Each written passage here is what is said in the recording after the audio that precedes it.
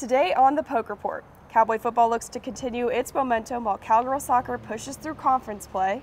And what does it take to be a woman in college athletics? All this and more coming up on the Poke Report.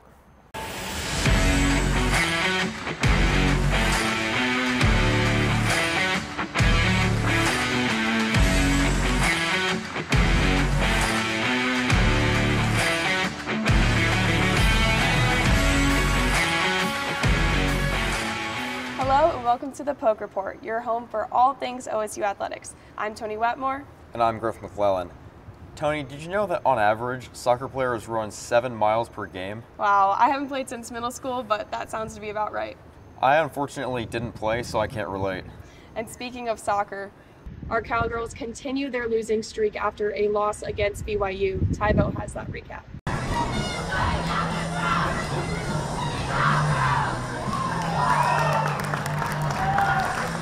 The Cowgirls are fired up to end their losing streak. The soccer team played earlier this week against West Virginia in Morgantown. The Cowgirls lost to the Mountaineers 1-0, but are looking to forget about it. They hosted the BYU Cougars last night in a game that would test the strength of the team.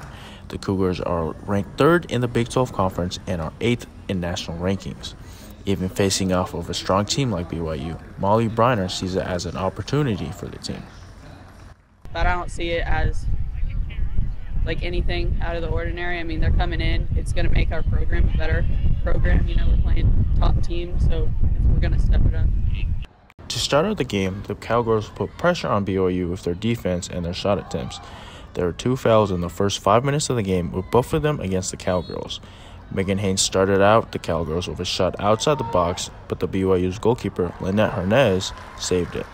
Unfortunately, the Cowgirls' aggressive play ended with them giving up a penalty. This led to Brecken Mozingo putting BYU up 1-0 at the start of the game. The Cowgirls continued their same approach after they conceded, leading to 3 more shot attempts in the next 4 minutes. BYU answered back with their own shot attempt, but was saved by Grace Gordon. Towards the middle of the first half, Hannah Grace almost scored a spectacular goal, but just missed with it hitting the left woodwork of the goal. In the last minutes of the first half, Ellie Wahlberg scores for BYU, putting them up 2-0. In the second half, the Cowgirls continued getting good shot attempts but are not able to capitalize. In the 62nd minute of the game, Allie Farr gets on 1-1 with the goalie and manages to get past her and scores the Cougars' 3rd goal. The Cowgirls ended up losing 3-0 and are now on a 4-game losing streak. Megan Haynes says that they just need to be able to finish their shots to compete with the conference teams. Non-conference, you get, 30 chances, you're bound to score. But here, Big 12, we really only get 6 or 7 good looks. So it's kind of just in those big moments, just finishing. The Cowgirls are now 4-4 in the conference, but 8-1 in their home season record. They are looking to break this losing streak Sunday against Texas Tech. For the Poke Report, I'm Tybo. Thank you for that recap, Ty. Moving on now to the gridiron. OSU prepares to host its first ranked opponent of the season. Chase Horsley previews this weekend's matchup. History in the making, or just a normal game at Boone Pickens Stadium. The Jayhawks and the Cowboys last met up in Lawrence, where it was a win for the Jayhawks 37-16. The last time the Cowboys and the Jayhawks met in Stillwater was a win for the Cowboys in a dominant fashion of 55-3. And we've had a really hard time going down there, and most trips down there have not only been losses, but very sizable losses. The last win that Kansas had in Boone Pickens was in 2007. The Cowboys have outscored the Jayhawks 314-77 at home. And I think the most consistently difficult road venue for Kansas football in the last 15 years would have to be Stillwater. The Cowboys are in a different territory as they are trying to avoid being beat here in Stillwater at Boone Pickens Stadium for the first time since 2007. That was the last time the Jayhawks won here in Stillwater, and also a chance for the Jayhawks to win 2 games in a row since 1990. Jayhawks are in a familiar territory as they have second-string quarterback Jason Bean projected to start, who threw for 203 yards and 2 touchdowns against the Cowboys last season. He is the more experienced quarterback compared to Alan Bowman, who has started in the last 2 games with a 1-1 record. But as of late, the Cowboys' run game with Ollie Gordon is working. Even though the run game is working, the Jayhawks look really different in this Coach Lance Leipold era. Finding the right fit for Kansas has been tough, but Leipold now has brought in a very stable look at how he wants to get things kind of fixed in the program. The Jayhawks are looking to make history once again, and the Cowboys are trying to avoid another loss to the Jayhawks. For the Poke Report, I'm Chase Horsley. Thanks, Chase. Hopefully the Cowboys can emerge victorious this weekend. We'll talk a little bit more about that game as we get into our picks, but let's drive over to the golf course now. OSU's Victor Hovland stays at the top of the game, and Paige Orr has the scoop. Victor Hovland is becoming one of golf's most well-known names. In fact, Ping unveiled a signature Hovy limited edition putter earlier this week. The putter is an exact replica of the Ping Hovland used during his incredible FedEx Cup playoff run in August. Hovland has brought home quite the paycheck, but he says that is not what drives him. I live in Stillwater, Oklahoma. Money goes a long ways there. It's not like I'm spending money out the wazoo every week. I don't need a lot to be happy. I don't need a lot to live within my means.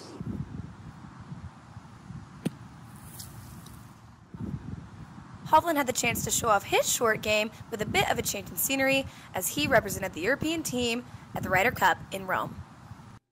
He played all 5 matches for Europe, scoring 3.5 points to help defeat the U.S. 16.5 to 11.5.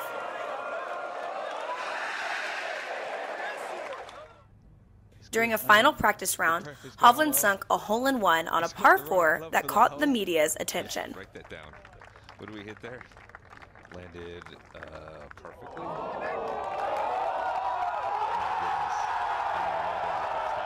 Looking ahead, the race to qualify for the DP World Tour Championship is on.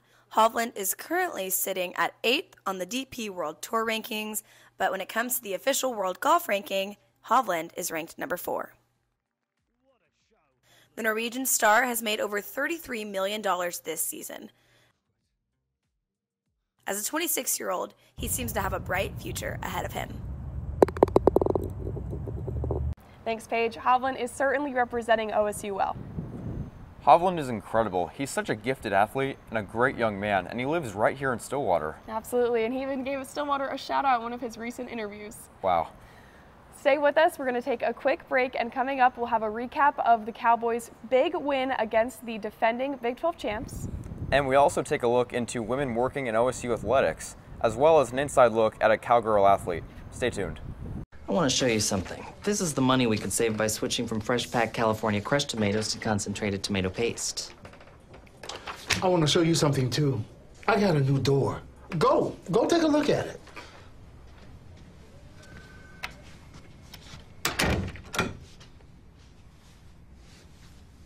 Nobody uses better ingredients than Little Caesars, like fresh-packed California crushed tomatoes. Pick up a large, deep dish for just $8. Pizza, pizza. Introducing Lincoln Black Label at Diffie Ford Lincoln. Designed to impress those with impeccable taste, Lincoln Black Label features a collection of interior themes and a host of exclusive membership privileges inspired by attention to detail and a love of automobiles. With Lincoln Black Label, you'll enjoy an extended premium maintenance plan that covers wear items or even remote vehicle delivery. Lincoln Black Label isn't about luxury ownership, it's about membership. Lincoln Black Label, exclusively at Diffie. Welcome back to the Poke Report. Toni, did you catch last weekend's home game versus Kansas State? Oh, absolutely. I was not going to miss that big of a matchup. Oh, me neither. And speaking of K-State, OSU avenged last season's devastating blowout loss. James Wilds has the recap. The Cowboys come away with a statement victory over the Kansas State Wildcats. Fans blacked out Boone Pickens Stadium for this rare Friday night game. Oklahoma State scored on their first drive with a strong run by Ollie Gordon. This is the first time OSU has scored on their opening drive this season, and it provided early momentum for the Cowboys. Cowboys' defense was outstanding. Cowboys would end the first quarter up by 10. Will Howard and the Kansas State Wildcats would answer back with a 70-yard run by Howard and a short pass to Ben Sinnott. Cowboys wouldn't back down as they tack on another field goal, and Cameron Epps snags an incredible pick six.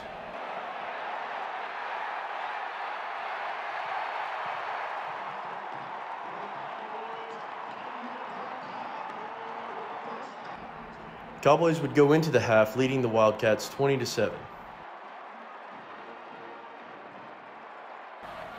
Oklahoma would start the second half scoring with Alex Hale's incredible 53-yard field goal, followed up by a 31-yard field goal.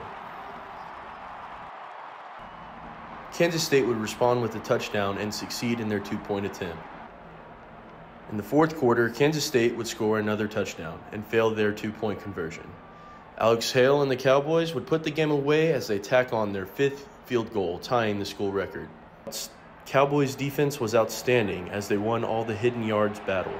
As Gundy says, two things in this game. We won the turnovers, which is important, and we won the hidden yards against them.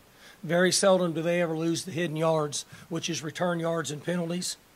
So overall, we were plus something in the hidden yards, and we were good against them on fourth down. They're normally really good on fourth downs, and we were good against fourth down. So good game, very proud to the players.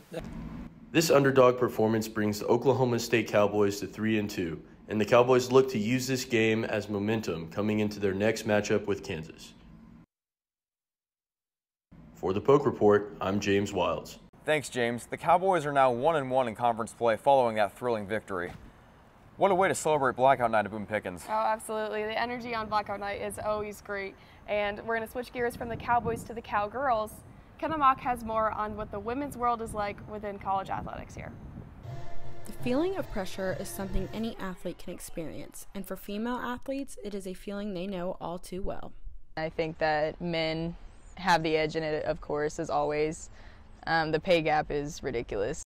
On average, male athletes make 148.5% more than women do. This in itself would be hard for any female athlete to accept, but what can be even harder pill to swallow is when their sport as a whole is discredited. Guys thinking that dance isn't a sport, because dance is a sport.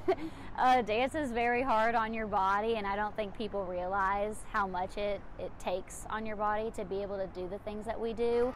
The good news in all of this is that Oklahoma State treats their female athletes with nothing short of the love and support that they deserve. Our fans are still really equalized when it comes to male and women's sports. I think that they really support us just the same as they support them, and I feel like at a lot of other colleges that's kind of different. Although being a female athlete does come with hardships, it also comes with an immense amount of reward, whether that's a sisterhood for eternity or being able to come back as a coach and give back to other female athletes. It seems like a small thing as you're going through it, but in the grand scheme of things, you've impacted the life of a player. And to think of that, it's an incredible feeling. As female athletes and all women in sports continue to grow in the industry, the one thing they will always have to count on is the support of fellow females in sports. Fight for opportunities, fight for equality, and just wake up and know you have to do it every day. You have nothing to prove to a man in sport. You have something to prove and compete with yourself every single day. The growth of women in sports and female athletes is an uphill battle that is continuously being fought, and here at Oklahoma State, they are supported fully. For the Poke Report, I'm Kenna Mock. Thanks, Kenna. It's great to hear the inspiring stories of the amazing women here at OSU. It's so nice to hear how supportive the Cowgirl family is of one another. Indeed it is, and speaking of Cowgirls, we have a star on the soccer pitch this season. Derek Mendez caught up with her this week. Logan Heisler is the face of the Cowgirls attack of the season. Heisler stepped up after the team lost star attackers Grace Yoakum and Olivia Dowell, and now leads the team in goals and goal contributions. While she was having a breakout season for the Cowgirls and racking up the goals, this was not the case for her last season, as she had to watch all the action from the sidelines. In their game last season against Tulsa, Heisler suffered a season-ending injury after rolling her ankle. She was forced to support her team from the bench for the remainder of last season, but the injury made her eager to put in the work this season and come back stronger. Heisler has played in every game this season and has made a huge impact in the attack, and Coach Carmichael acknowledges her improvement coming back from the injury. Early in the year, Logan was playing pretty well, and I think she was trying to find herself and get comfortable, with playing again. Mid-season, she really started stepping it up, scored some great goals. During her freshman season, Heisler was losing enjoyment for the sport because of how routine it was becoming in her daily life. Her injury is what re-sparked her passion for the game, and now, when she finds herself scoring and racking up assists, she focuses on having fun and enjoying the sport. And so freshman year, it was like, I was back and forth, like, do I really like it, whatever. And then I got injured, and it was kind of like a don't take things for granted type of thing. And so when I came back in the spring, my whole thing was just have fun. Before every game, Heisler's mom sends her a text telling her to have fun, play hard, and be awesome. And with her 7 goals and 4 assists, that is what Heisler has done, and she will continue to go into each game with that mentality. It is easier when you're having fun, and the girls are helping you and setting you up for the goals and stuff like that. And so it's kind of just been like what my mom says, just kind of have fun type of mentality. Heisler did not let her injury hold her back, as she has recorded season-high numbers and has become a true threat up top. She is a leader for the Cowgirls and will continue to push for success, not just for herself, but her teammates. For the Poke Report, I'm Derek Mendez. Thanks, Derek. Logan Heisler sure is fun to watch. Such an inspiring story. Can't wait to see what she does going forward, and we're going to take a quick break, but coming up, Cowgirl softball continues to dominate with its winning streak. And our very own Big 12 analyst Chase Horsley will join us to preview this weekend's games. Stay tuned. I want to show you something. This is the money we could save by switching from fresh packed California crushed tomatoes to concentrated tomato paste. I want to show you something too. I got a new door. Go take a look at it.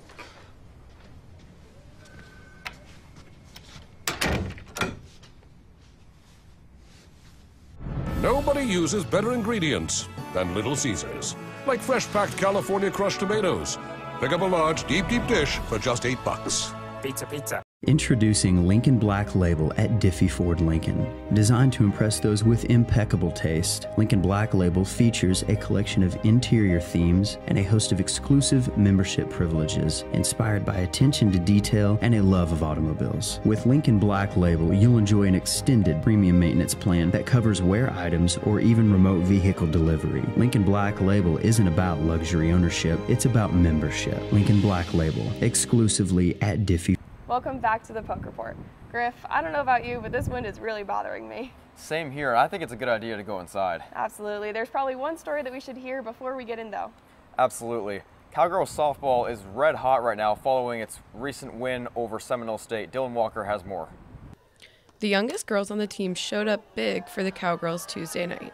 2 freshman players hit solo home runs, and a freshman pitcher retired 9 of 11 batters in the first 3 innings. Carly Godwin put the first points on the board with her first home run in Cowgirl Stadium.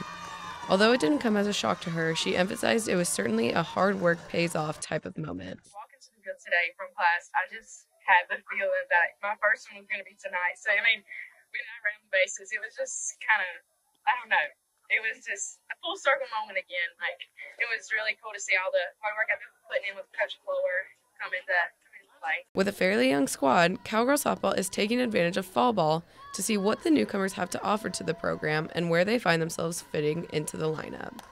They're working their tails off, and we'll go to Broken Bow in a few weeks, and that'll really normally it's really good for our team, our program. So I'm excited, but I am thrilled with the way they've come together so fast. Coming into a program like Cowgirl softball can be intimidating, but the freshman class is fitting right in. Both on and off the field, they left their mark in Tuesday's game against Seminole State. Although they make up the second biggest class in the roster, the key to a good program is bonding across all grade levels. Katie Coots, freshman pitcher, has been able to get accustomed to the Cowgirl playing style as she has seen a lot of action during fall ball. She emphasized how easy of a transition the older team members have made it for the freshmen and how much of a bond they want to form across all grades. So even before we started practicing and playing, we got to know pretty much everyone on the team. And the older girls, I remember Scotland David, one thing that she said to me was that she really wanted to make sure that the freshmen and the seniors, that there wasn't a big gap there. For the Poke Report, I'm Dylan Walker.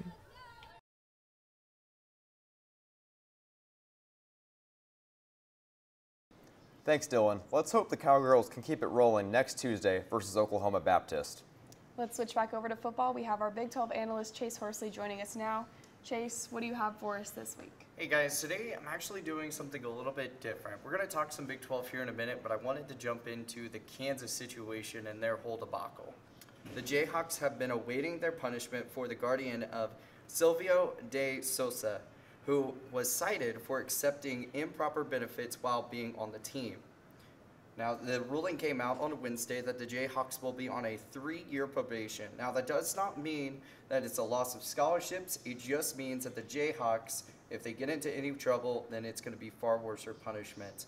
Now, for Coach Bill Self, he is on top of the 3-year probation. He is also being charged with a level 3 violation that was instead switched over to a level 1, and Curtis Townsend was from a level 1 to a level 2 and a level 3.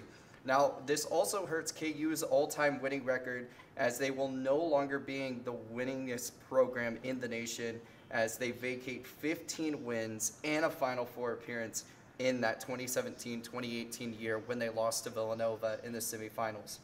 Now on back to some football. The Big 12 standings all shaken up this week as the Sooners have jumped to the top after defeating the Longhorns in the Red River rivalry and are ranked number 5 in the nation. Also, another team that a lot of people didn't expect to be there, West Virginia, is sitting up there in second place, following right there behind Texas. So, and then it goes Texas, Kansas, who the Cowboys have this week, and then later on down the line, you have the Cowboys sitting at 1-1 record and sitting 7th in the Big 12.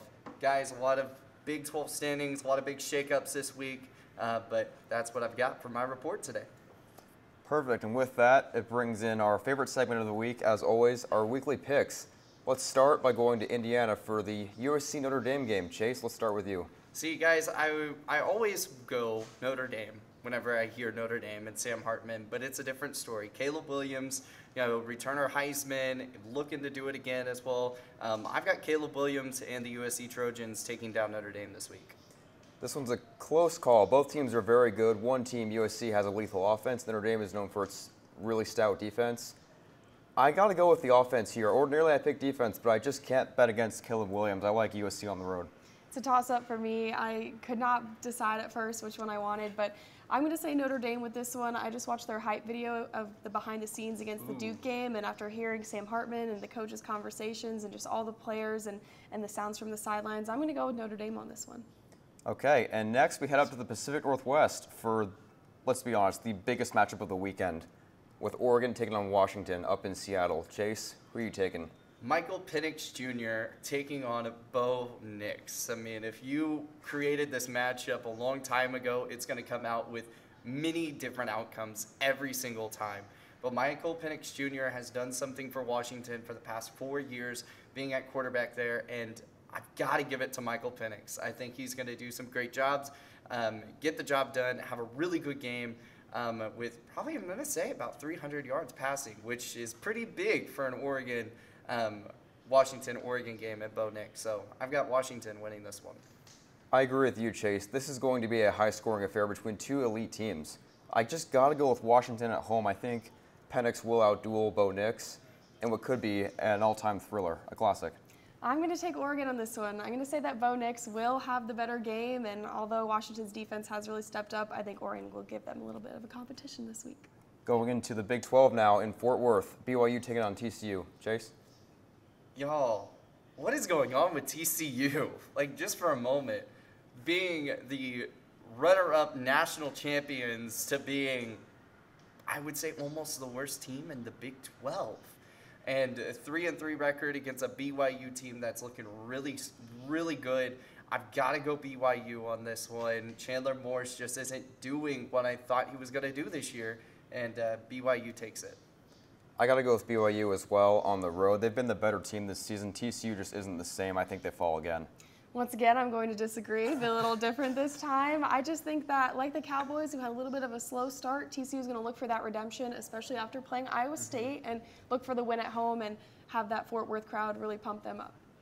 Another Big 12 matchup, this time in Lubbock, Texas, with Kansas State taking on Texas Tech.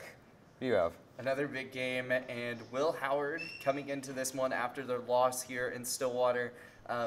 They're looking for revenge and getting things back up and going, and Coach Kleiman, I think, is going to end up doing that.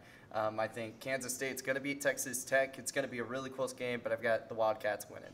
I agree with you. I like Will Howard and K-State in this game. I just can't see them losing back-to-back.